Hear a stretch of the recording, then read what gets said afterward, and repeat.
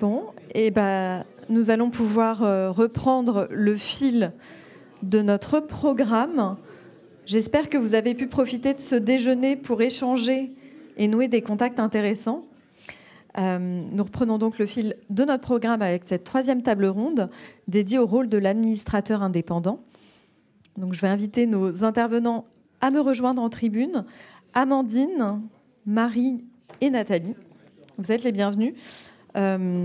Malheureusement, Anne Letzgen ne pourra pas être parmi nous cet après-midi pour des raisons personnelles. Je vous laisse vous installer. Il n'y a pas de plan de table. Il n'y a pas de plan de table.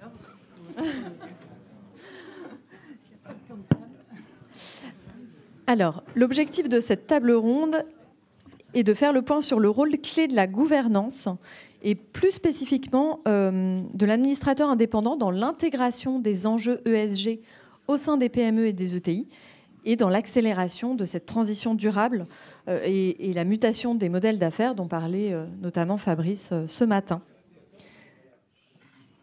Alors, première question, une fois n'est pas coutume, est-ce que vous pouvez vous présenter et nous expliquer le contexte dans lequel vos entreprises évoluent aujourd'hui? Donc, bonjour à toutes et à tous, je suis Amandine Duquesne, associée RSE de durabilité chez RSM. Ça fait 17 ans que je travaille dans l'ESG, depuis 4 ans chez RSM. RSM est un cabinet d'audit et de conseil, donc on accompagne les entreprises à structurer leur démarche RSE.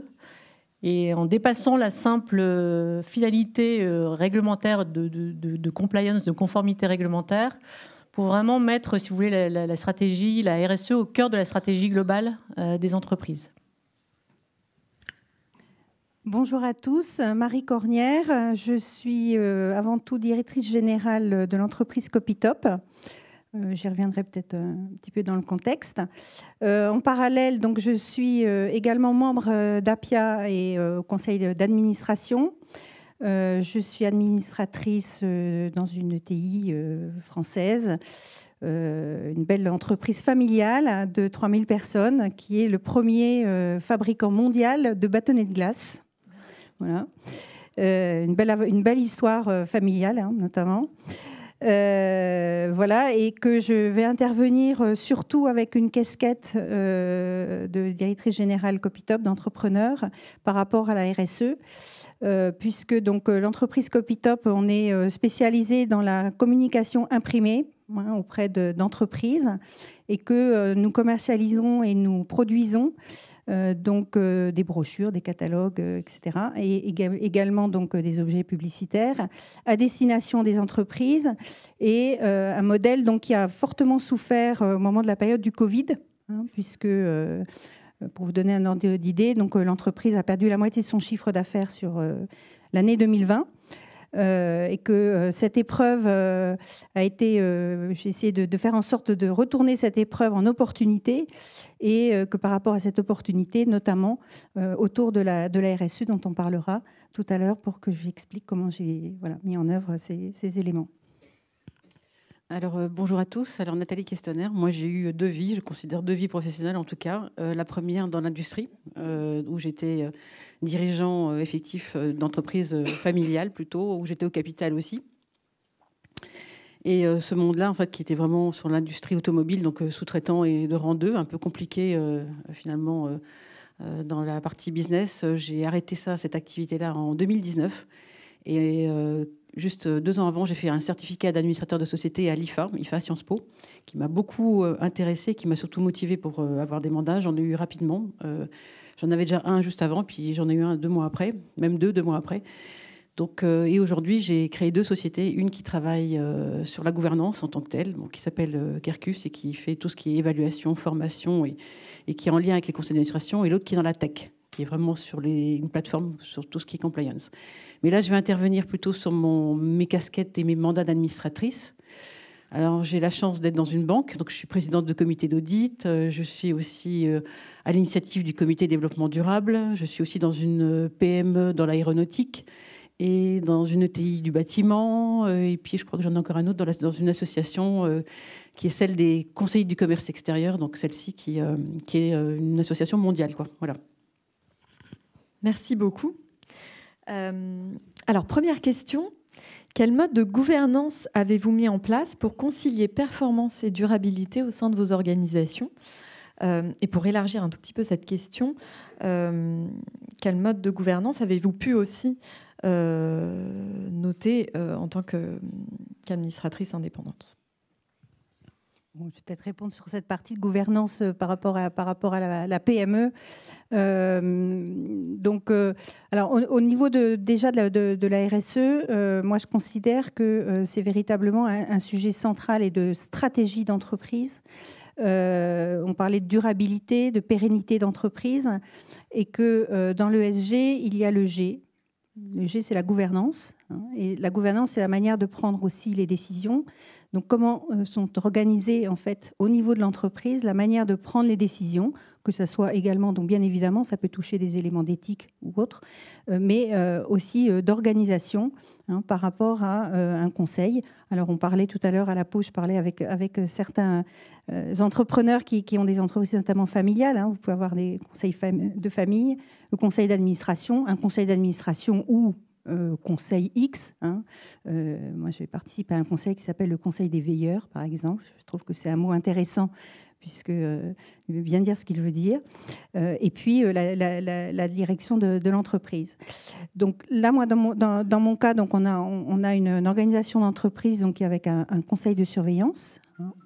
Que moi, en tant que dirigeant d'entreprise, ce qui m'a paru le plus important déjà par rapport à la RSE, c'est qu'il y a un alignement entre les différentes instances de gouvernance de l'entreprise et le sujet de la RSE pour que ce sujet soit véritablement posé au niveau stratégique de l'entreprise.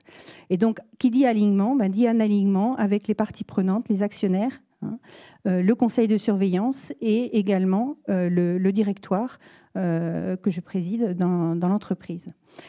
Quand cet alignement a été fait, ça a été pour moi la première étape, puisque j'avais effectivement au conseil de surveillance des personnes qui n'étaient pas du tout, n'avaient pas forcément d'appétence sur ce sujet, qu'il a fallu convaincre. Alors, pour convaincre des personnes, il faut bien évidemment, comme dans toute explication, trouver véritablement quels sont les éléments qui, dans l'esprit de chacun, il y a des personnes qui vont être plus sensibles à la partie gouvernance, d'autres personnes qui seront plus sensibles à la partie sociale, et enfin d'autres personnes plus sensibles à la partie environnementale. Et ça, je pense que dans les convictions qu'on doit avoir sur ces sujets d'ESG, il faut intégrer également ce point-là. Ensuite, j'ai créé donc au niveau toujours de la gouvernance de la RSE, j'ai mis en place un comité au niveau donc de l'entreprise.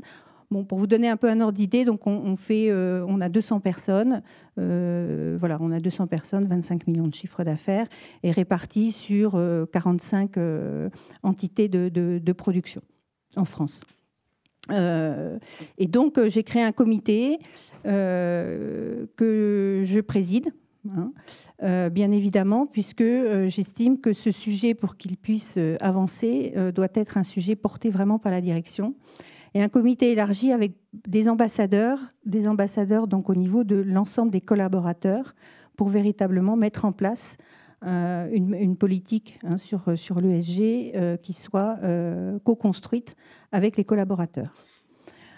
Première étape, je me suis rendu compte très rapidement, c'est que les collaborateurs, comme tout à chacun, avaient un fond de connaissances, mais finalement que ce fond de connaissances, il y avait souvent un peu de vernis, avec des idées qu'on peut se faire.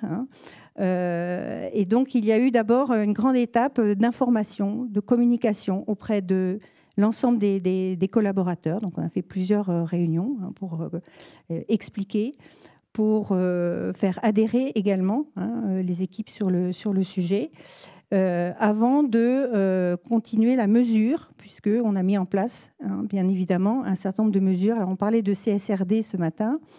Nous ne sommes pas encore soumis à cette contrainte légale. Mais par contre, quand on travaille sur un sujet, si on ne met pas en place des KPI, on ne sait pas où on va.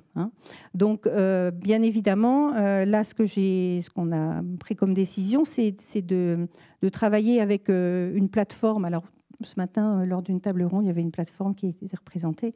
Bon, c'est pas celle-ci que j'ai choisie, mais qui, en fait, était une plateforme à destination des PME, hein. Très simple d'utilisation et ayant surtout comme base la totalité des référentiels existants et qu'on puisse piocher en fait dans l'ensemble de ces référentiels par rapport à notre métier, hein, puisque je pense que c'est important de pouvoir avancer sur ces éléments en fonction également des spécificités des métiers. Et que lorsque nous avons établi en fait l'ensemble des mesures sur un certain nombre de critères, ça a occasionné au niveau de l'entreprise une prise de conscience de l'existant, là où on en était, qui est véritablement l'ADN de l'entreprise, qui repose principalement sur le social. Hein. On a parlé du S ce matin. Et le social, donc le capital humain de l'entreprise.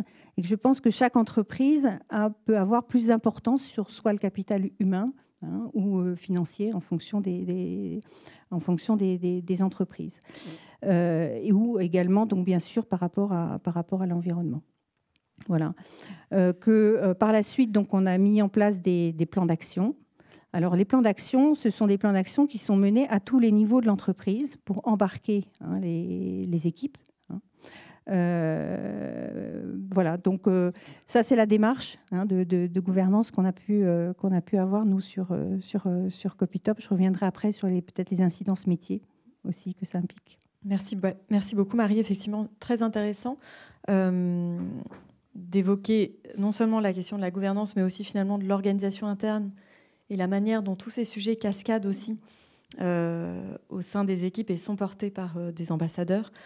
Et merci de mettre sur la table ce sujet des KPI qui n'ont pas été, en tout cas, explicités jusqu'à présent. En tout cas, ce mot n'est pas arrivé dans les discussions, qui permettent d'objectiver la démarche. Donc, c'est vrai que c'est intéressant. Merci. Amandine, Nathalie, vous voulez prendre le relais ? Alors moi, je vais rebondir sur les propos de Marie parce qu'effectivement, je pense qu'il y a deux éléments qui m'ont bien parlé. Elle a parlé stratégie et formation. Et je vais l'illustrer par les cas que j'ai suivis, le cas que je connais. Moi, d'abord, avant de pouvoir prétendre à se dire connaître un peu le développement durable, ou en tout cas les enjeux de durabilité, il fallait d'abord se former en tant que tel. Donc j'ai commencé par me former moi. Et essayer d'avoir suffisamment d'informations pour être en capacité de comprendre. Et puis j'ai eu la chance que la banque dans laquelle je suis, bon, je peux faire un peu de pub, je suis au Crédit Coopératif, nous n'avons pas besoin de comité développement durable. On a considéré qu'on était durable par nous-mêmes et donc ce n'était pas finalement nécessaire. Nous avons milité pour avoir à mettre en place un comité développement durable et je suis contente d'avoir été finalement à l'initiative avec d'autres pour pouvoir créer ce comité. Du coup, ça nous a obligés à réfléchir déjà à la durabilité de la banque, ce qui n'est pas non plus une masse à faire, et de le relier aussi au compte, parce que ce n'est pas neutre, et surtout à notre impact, finalement, en tant qu'organisme financier, donc notamment vis-à-vis des prêts qu'on allait accorder à nos clients. Et en même temps, j'ai pu rejoindre une PME dans l'aéronautique. Alors, j'étais la première femme arrivée au board. Et en même temps, bon, c'était juste au moment du Covid. J'ai su que j'avais le mandat en 2019. Le secteur était florissant, le secteur aéronautique. Je prenais le mandat en 2020. En 6 mois, tout s'est cassé la figure et on était en plan de licenciement, quoi. Donc, il a fallu réinventer aussi quelque chose et rebondir. Et j'avoue que j'étais très tentée par pousser l'idée de mettre en place des enjeux qui étaient liés à la durabilité, sans aller jusqu'à créer un comité développement durable, mais au moins avoir les premiers axes sur réfléchir à ça. Et j'ai été aidée par 2 choses. La première, c'est la crise énergétique. Quand on a vu la facture exploser en termes de kilowatts, de tarifs, etc., là, on s'est dit peut-être que l'idée de Nathalie, on va peut-être un peu la reprendre. On a eu un deuxième sujet, c'est que les gens qui étaient partis avec le plan de licenciement ne voulaient pas revenir travailler dans l'entreprise. Sauf que la crise a duré très peu de temps. Et on a eu un redémarrage très difficile. On était en zone de croissance très très forte et on n'arrivait pas à recruter. Donc il fallait bien s'attaquer au social. Et finalement, de fil en aiguille, le sujet a fait son chemin.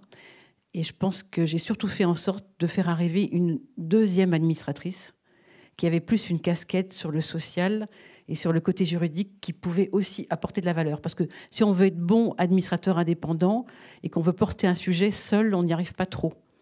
Et donc, avoir 2 personnes qualifiées, il faut avoir 2 personnes pour pouvoir débattre du sujet. Une fois qu'on avait fait ça, il a fallu faire du lobbying, comme a fait Marie. C'est-à-dire, là, j'étais dans le conseil, mais c'était pas encore gagné parce que le président disait, mais pourquoi m'embête avec ça? Enfin, j'ai un programme là-dessus, qu'est-ce que c'est? Enfin, bref, c'était pas un sujet tellement sexy, finalement, dans l'histoire. Et au bout du bout, j'ai été rattrapée par les clients. Quand vous avez des grands donneurs d'ordre, Safran, Airbus, etc., qui vous disent, bon, maintenant, donnez-moi votre plan RSE parce que ça va figurer dans l'appel d'offres. Ils disent, mais c'est quoi, en fait? Tu nous as pas parlé de ça il y a quelque temps? Et finalement, là, le sujet est venu en avance de phase et on a très vite travaillé dessus. Donc finalement, la conjonction de l'augmentation du prix de l'énergie, la contrainte des clients. Je n'ai pas rajouté la partie bancaire en plus, puisqu'en fait, les prêts aujourd'hui prennent un virage sur la durabilité. Donc je les ai beaucoup alertés sur la crise de liquidité qu'on avait dans la banque et qui faisait que les financements seraient plus réduits. Donc finalement, on a mis en place une démarche complète et justement avec une stratégie opérationnelle. Et surtout, donc ça c'est le dirigeant effectif qui l'a mis en place, et des KPI pour nous permettre de surveiller, mais à notre niveau.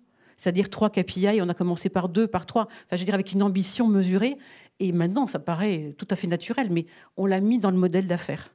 C'est-à-dire qu'il a fallu du temps, et il a fallu travailler au sujet. Ça a pris combien de temps? Presque 2 ans. Mais là, c'est enclenché. Enfin, je veux dire, c'est derrière nous. Alors, quand on se retourne, on dit, ouais, mais nous, on est vachement en avance. Mais oui, dans une PME de l'aéronautique, quasiment personne n'a fait cette démarche, ou très peu. Donc, finalement, c'est bien les administrateurs indépendants, je ne suis pas la seule, qui ont poussé, finalement, à faire ça. Donc, ça veut dire que nous, on doit être formés. Et ça veut dire que cet élément-là, il est fondamental, finalement, pour faire pousser le sujet. Et je viens d'avoir un nouveau sujet qui est dans le bâtiment, puisque je viens de rentrer dans une entreprise de la construction.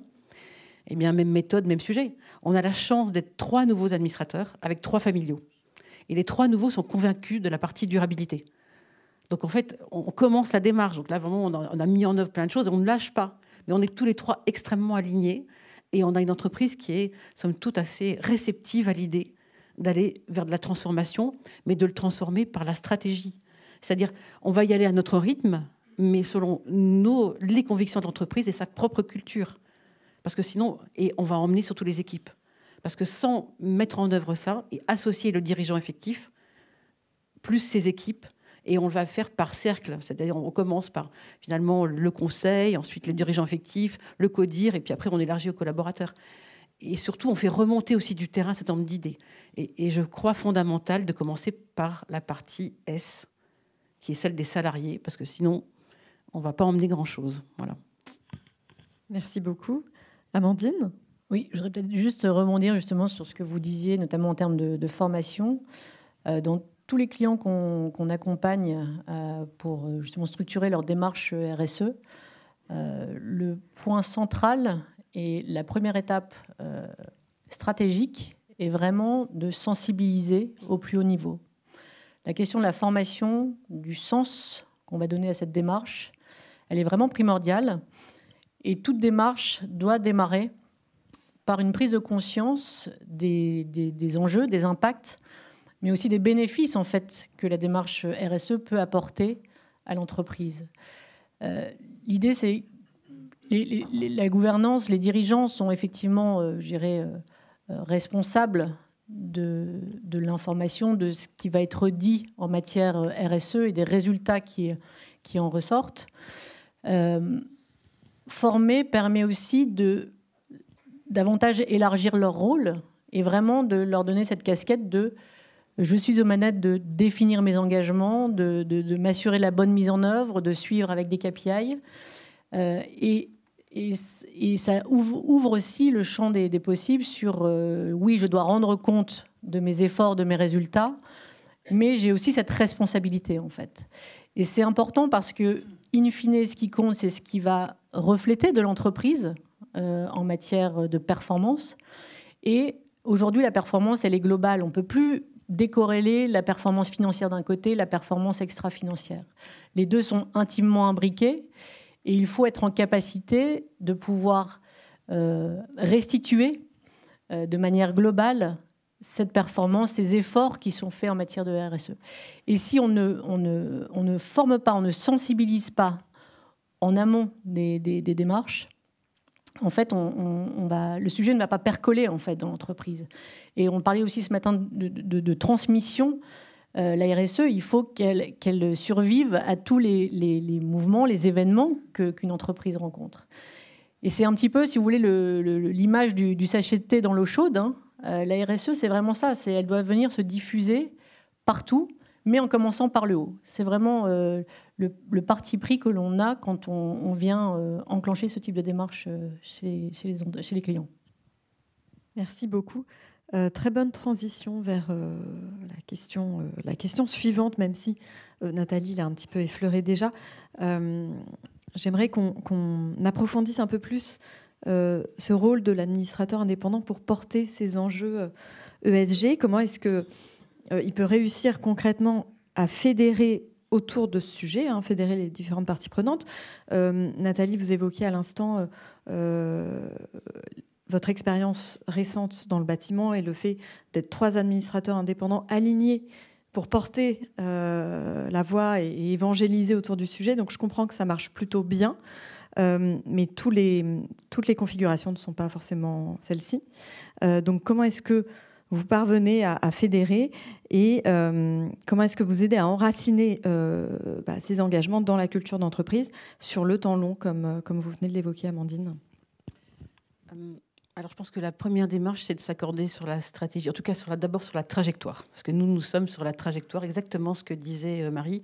Il faut vraiment aligner les actionnaires avec la dirigeant opérationnelle et le conseil d'administration. Donc, en fait, tout le monde doit avoir finalement un alignement sur l'intérêt social. Et cet intérêt social, il va nous guider. Il y a quelqu'un qui a dit ça ce matin dans une table ronde, sur au moins avoir cette première étape de mission et valeur. Et celles-ci, elles doivent être immuables dans le temps et elles doivent nous permettre d'aller enclencher les étapes suivantes. Et une fois qu'on s'est mis d'accord par rapport à ça, on va se dire comment on se projette dans l'avenir.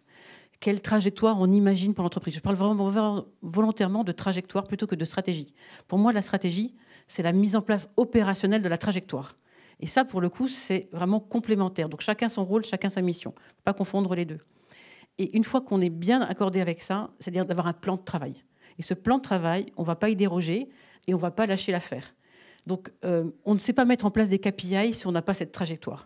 Ce n'est pas des KPI pour des KPI. Et si on démarre des sujets qui sont liés au sujet sur les salariés, qui sont liés au sujet sur les partenaires, j'entends partenaires, clients, fournisseurs, banques, etc., forcément, on aura du résultat pour les actionnaires parce que la rentabilité sera au rendez-vous. Nul besoin de dire qu'une entreprise qui ne fait pas bénéfice ne peut pas survivre. Donc, c'est ni trop tôt ni trop tard. Et encore une fois, rajouter quelque chose, c'est que la qualité essentielle pour moi d'un très bon administrateur, c'est quelqu'un qui a la capacité d'anticiper. Anticiper la trajectoire, anticiper les opportunités, anticiper les risques. Quelqu'un qui a la capacité de voir plus loin. On fait appel à nous, parce que nous ne sommes pas les opérationnels qui sommes directement les mains dans le cambouis dans l'entreprise. Et cette capacité à prendre de la hauteur doit aider le dirigeant opérationnel pour lui créer de la valeur. Sinon, on est chambre d'enregistrement où on est le conseil qui vient contrôler que les comptes sont bien réalisés.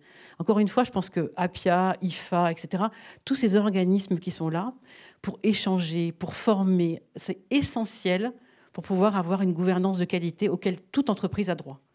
Et ce réseau qui est l'APIA là, a ce souci de pédagogie. Moi, je fais partie du groupe qui s'occupe de la partie pédagogique. Je fais la même chose aussi à l'IFA, je fais pas mal de formations. Et j'ai la chance d'intervenir aussi dans des fonds d'investissement. Je vois aussi les retours qu'on me fait sur la qualité et la compétence de la gouvernance au regard des administrateurs indépendants qui sont dans les participations dans lesquelles ils mettent un administrateur où ils sont eux-mêmes. Et on voit bien que c'est corrélé avec la réussite de l'entreprise. Maintenant, il faut être exigeant sur aussi la qualité de l'administrateur qu'on va mettre en place dans l'entreprise.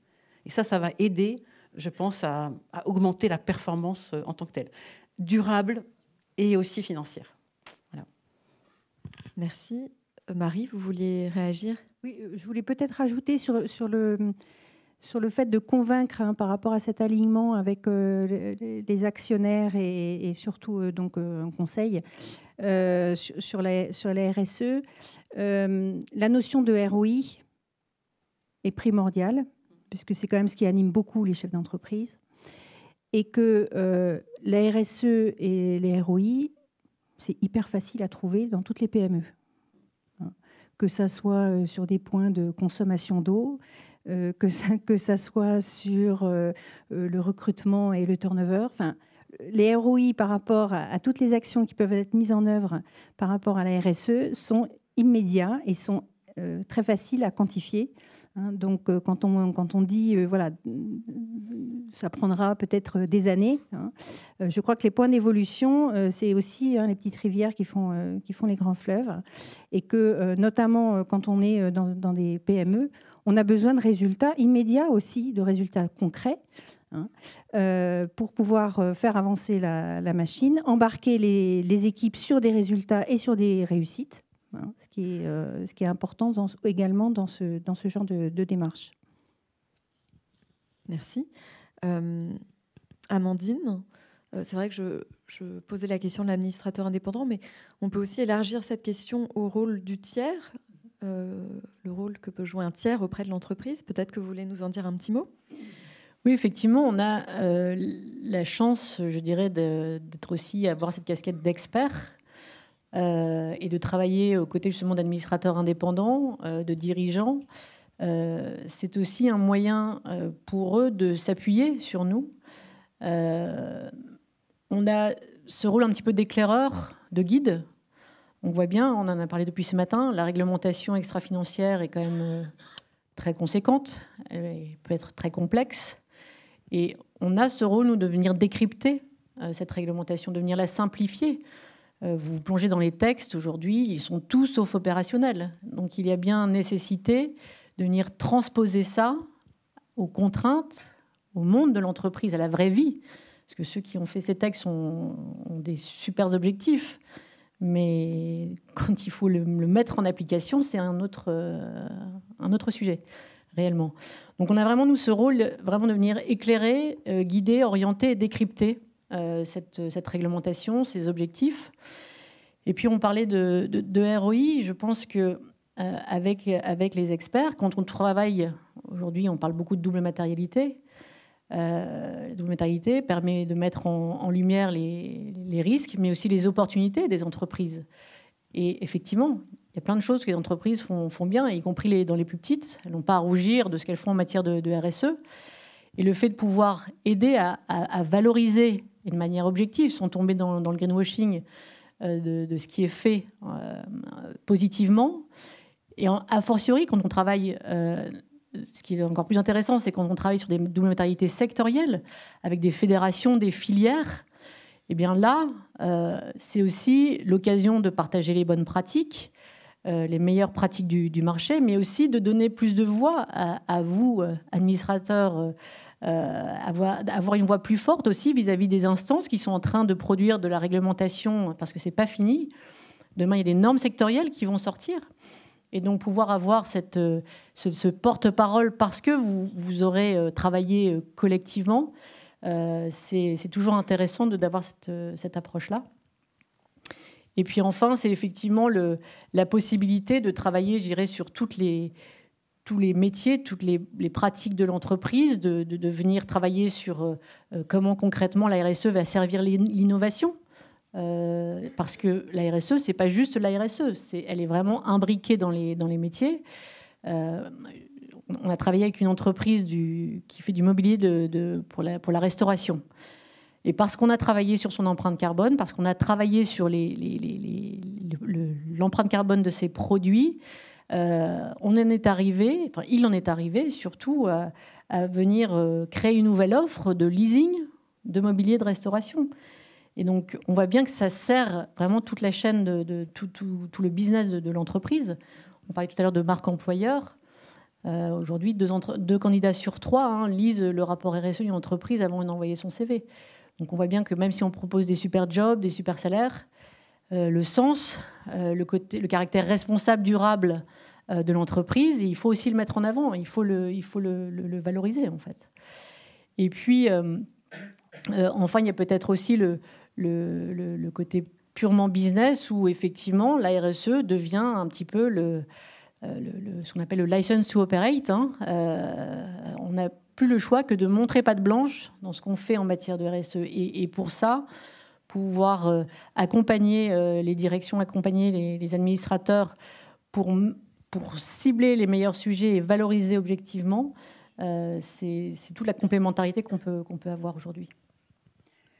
Je rebondis sur ce que tu dis et je pense que s'il faut vraiment bien comprendre, c'est qu'aujourd'hui, par rapport à la RSE, et là je m'adresse vraiment aux dirigeants de PME, ETI, je pense qu'en tant que dirigeant, pour aller vers continuer la pérennité de nos entreprises, il faut anticiper. Et plus on anticipera cette question de RSE, plus les entreprises seront prêtes, bien évidemment, par rapport à des questions réglementaires.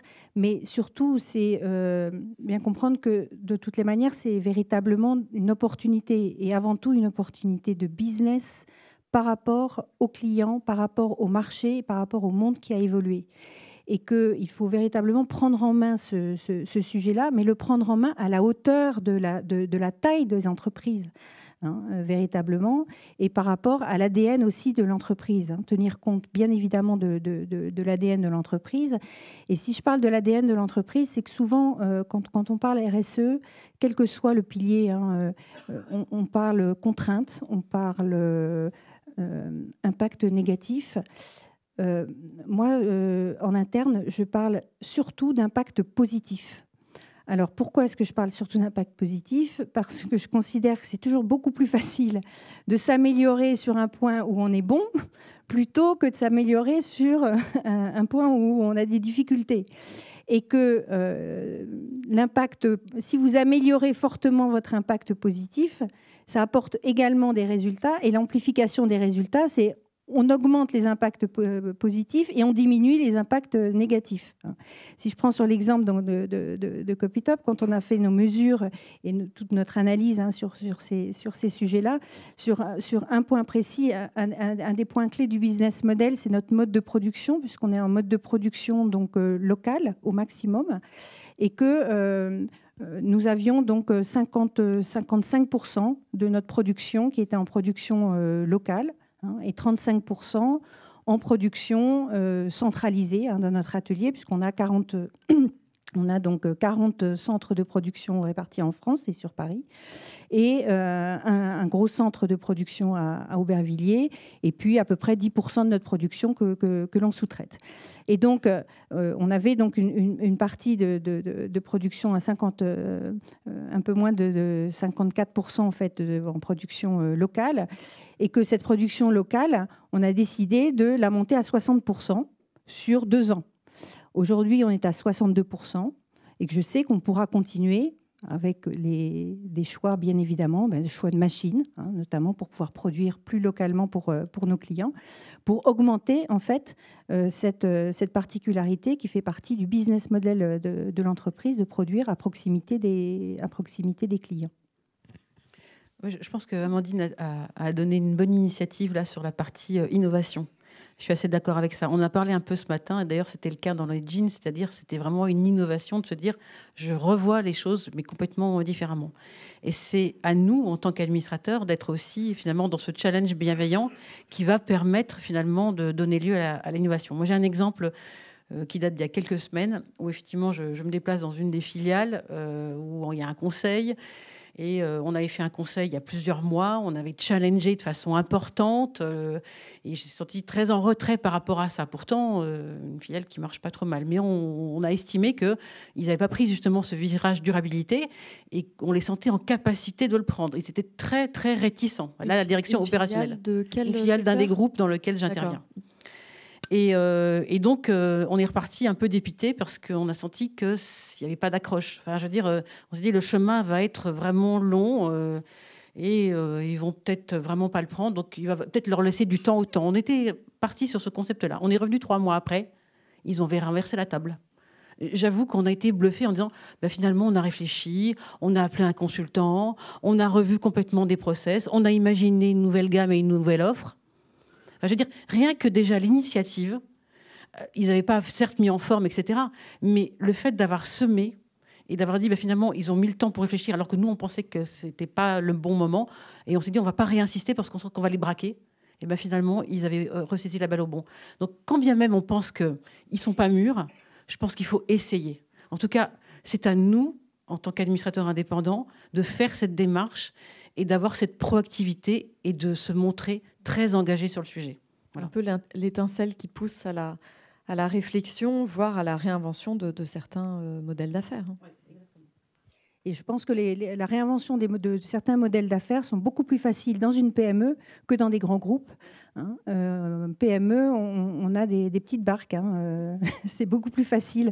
Et je pense que par rapport aux administrateurs indépendants aussi, le fait d'être cette étincelle dont on parle, il faut savoir que c'est dans ce type de structure, c'est beaucoup plus facile et beaucoup plus facile d'embarquer tout le monde dans le bateau. En plus, on est là avant tout pour créer de la valeur ajoutée. In fine, un conseil d'administration, un conseil de surveillance qui fonctionne bien, c'est qu'il arrive à créer de la valeur. Donc, il y a aussi ce sentiment de fierté, de se dire qu'on a réussi à contribuer. Et au bout du bout, quand même, tout cet enjeu de CSRD, durabilité, etc., le but final de ça, c'est d'accentuer la pérennité de l'organisation. Enfin, c'est ça qu'il faut avoir en tête. Alors, on nous parlait de 30 ans ce matin. J'avoue que 30 ans, ça, j'ai jamais vu. Je crois qu'il y a les fonds d'investissement, il y en a qui vont pouvoir faire des bons. Mais pourquoi pas? Enfin, je veux dire, ce temps long, il est nécessaire, notamment quand on est très capitalistique, quand on a besoin d'avoir des usines, du matériel, etc. Et c'est pour ça que le capitalisme familial marche aussi bien, parce que cette idée de durabilité, il est inscrit dans finalement cette pérennité dans laquelle s'inscrit la famille. Et c'est plus compliqué à gérer avec des fonds. Alors, moi, j'ai la chance d'intervenir assez souvent dans des fonds d'investissement, et je dois dire que là où je suis rassurée, c'est qu'ils commencent à avoir une vraie appétence pour la gouvernance. C'est-à-dire qu'ils ne sont plus qu'avec une casquette de financier, mais qu'ils doivent observer l'investissement qu'ils font. Ce n'est pas uniquement un ticket avec je me retire après avec je fais une plus-value, mais comment j'ai créé de la valeur.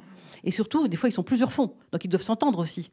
Et ils doivent aussi s'entendre sur la durabilité avec la famille. Donc en fait, cette composition-là doit faire appel à la gouvernance et in fine à des administrateurs indépendants. Merci beaucoup à toutes les trois.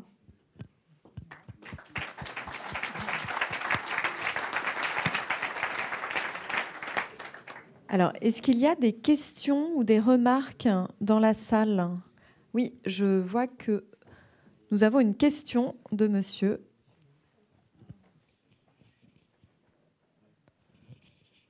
Je vais vous poser, Jean-François Labbé, je vais vous poser une question. Je ne sais pas si pour le rôle de l'AI, si ce sujet vous ne l'avez pas traité parce qu'il va de soi ou pas. Donc je vais vous poser la question. Si on est là pour créer de la valeur, ce que vous avez dit dans un conseil d'administration, ça veut dire quoi? C'est quand même les collaborateurs qui le créent et les collaborateurs qu'on recrute et qu'on sait garder.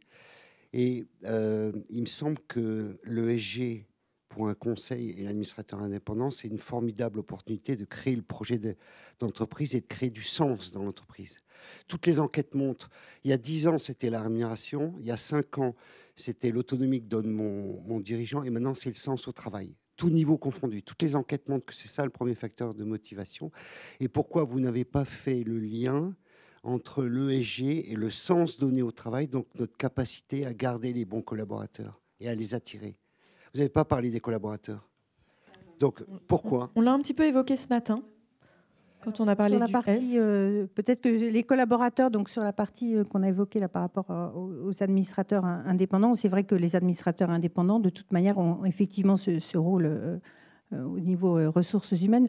Moi d'un point de vue directrice générale, je dirais que la partie ESG, bien évidemment, a été portée principalement avec les collaborateurs, comme je l'ai expliqué, avec la création d'un comité RSE, et que l'avantage justement dans les PME, c'est d'avoir une grande proximité avec ses collaborateurs, et que les entreprises qui ont un fort ADN autour de l'humain sont certainement favorisées pour mettre en place une démarche RSE.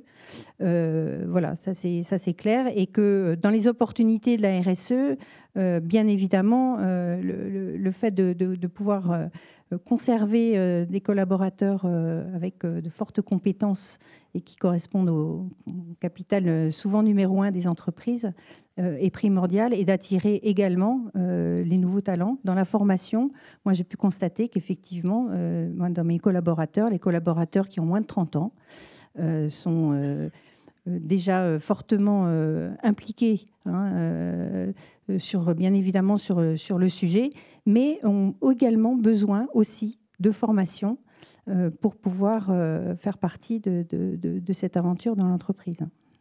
Alors moi, je vais l'illustrer par un exemple, Jean-François.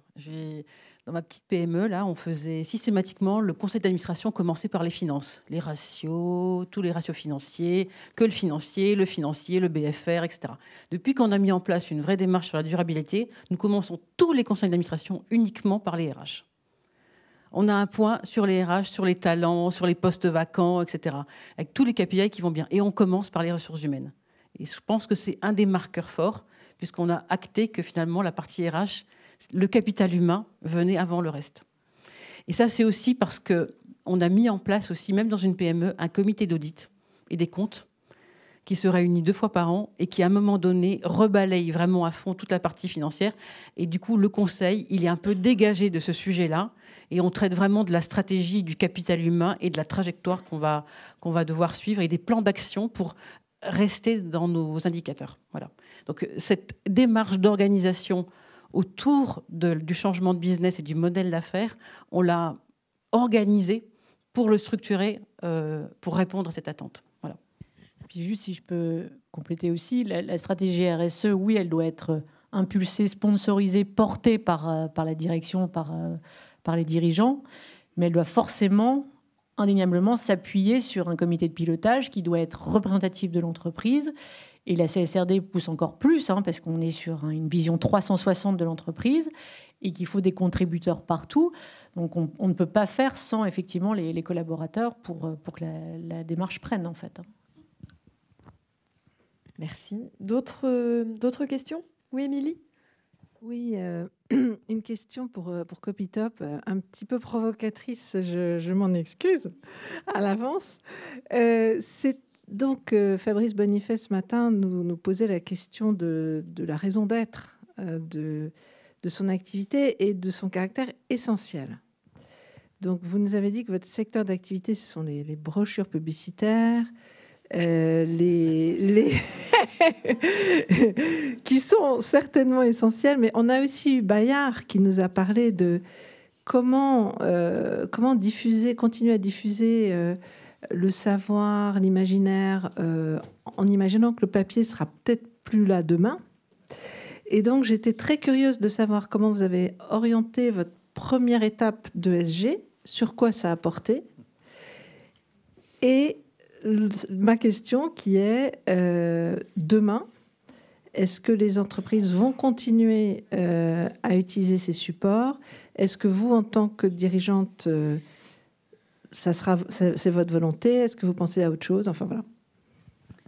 Alors, merci de la question. Alors, nous, notre vocation n'est pas d'être en ligne de mire par rapport à la communication. Parce que là, ça pose une question en fait sur la communication au sens large, marketing, mais par rapport à ces supports. Que dans ce contexte, effectivement, par rapport à ces supports, il y aura des évolutions du marché, au même titre qu'il y a déjà des évolutions du marché par rapport aux usages des clients. Vous êtes, j'imagine, vous êtes tous servis déjà de supports, de books reliés pour présenter lors de formations un certain nombre d'éléments. Aujourd'hui, ces supports n'existent pratiquement plus et que donc il y a un changement effectivement d'usage. Ces supports représentaient donc plus de 40% de notre chiffre d'affaires. Bon. Donc imaginez bien qu'à partir du moment où notre chiffre d'affaires n'a pas baissé, on a effectivement nous progressivement orienté sur de nouveaux produits, de nouveaux marchés, de nouveaux usages au niveau des clients. Et que ce n'est pas uniquement, je pense que les évolutions des business models ne se font pas uniquement sur le fait de dire voilà, tel produit d'un point de vue donc, de l'environnement est néfaste, donc on supprime ce produit, mais il y a des changements d'usage des clients. Et que nous, notre entreprise, effectivement, on est dans un cadre de recherche et développement régulier, avec également d'autres confrères, pour faire évoluer d'une part la proposition produit, et qui est induite par des propositions machines. Il y a aussi tous ces éléments-là qui rentrent en ligne de compte. Et l'évolution, en suivant l'évolution des usages clients. Sur l'évolution des usages clients, à partir du moment où vous êtes sur un métier comme le nôtre qui est assez technique et technologique, il y a beaucoup de produits qui ont toujours évolué, et ça on le voit et ça continuera aussi, d'évoluer en fonction de l'évolution technologique des machines. Si vous prenez par exemple l'impression 3D, sur l'impression 3D qui permet de faire des impressions quand même à la demande, aujourd'hui les machines d'impression 3D ne sont pas matures d'un point de vue technologique pour faire de la petite série en impression qui soit suffisamment rapide et rentable par rapport à un usage possible des clients. Donc là, vous voyez ce que je viens de dire. Je viens de dire qu'en fait, il y a une incertitude, mais une évolution possible et positive d'un point de vue technologique de machines et une évolution aussi possible des usages des clients. On parlait de réparation de jeans ce matin, mais dans 5 ans, on vous livrera des pièces de machines que vous pourrez vous-même réparer. Mais pour ça, il faut qu'il y ait des machines qui soient capables de produire ces pièces de manière suffisamment qui correspondent à l'industrie, c'est-à-dire industrielle effectivement, mais pas forcément pour faire des grosses séries, mais des séries moyennes. Voilà. Donc c'est tous ces éléments-là, et nous on est en fait sur ces recherches-là régulières au niveau de l'évolution des produits. Merci. Est-ce qu'il y a une autre question ou d'autres remarques dans la salle? Non? Très bien. Eh bien, écoutez, merci encore pour vos retours d'expérience. Je vous propose de procéder à notre session networking de l'après-midi. Un petit café vous attend dans la salle d'à côté. Nous reprendrons la conférence à 14h35.